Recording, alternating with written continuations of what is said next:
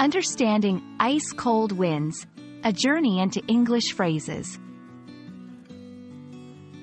Hello, everyone. Welcome to our English language learning series. Today, we're going to explore a fascinating English phrase, ice-cold winds. This phrase is not just about the weather, but it's also a great example of how English uses descriptive language to paint vivid images. So, let's dive in and uncover the layers of meaning behind ice-cold winds. First, let's break down the phrase. Ice-cold is a compound adjective that combines ice and cold. It describes something extremely cold as ice. Winds, on the other hand, are streams of air that move across the Earth's surface.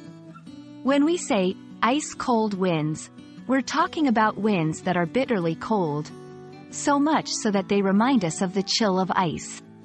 This phrase often conjures up images of winter, snow, and freezing temperatures. English often uses figurative language to make descriptions more vivid. In ice-cold winds, the word ice-cold doesn't just describe temperature, it also evokes a sensory experience. It's about feeling the chill that penetrates through your clothes, the kind of cold that makes you shiver. This use of descriptive imagery helps to create a more engaging and relatable language experience. Now, let's see how this phrase fits into different contexts. You might hear ice-cold winds in weather forecasts, in literature, or even in everyday conversation. For example, a weather report might say, "Prepare for the ice-cold winds coming this weekend." In literature, a sentence like, "The ice-cold winds howled through the desolate streets," sets a mood of loneliness and harshness.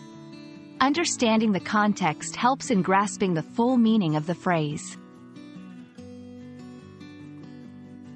Let's practice using ice-cold winds in sentences. 1. The ice-cold winds made me appreciate the warmth of my home. 2. As the ice-cold winds blew, the trees swayed violently. 3. The hikers braced themselves against the ice-cold winds on the mountain peak. Notice how each sentence creates a different image and feeling. This is the beauty of descriptive language in English. And that's a wrap on our exploration of ice-cold winds. Remember, phrases like these are not just about their literal meaning, but also about the images and feelings they evoke. I hope this video has been helpful and has warmed your hearts against the chill of those ice-cold winds.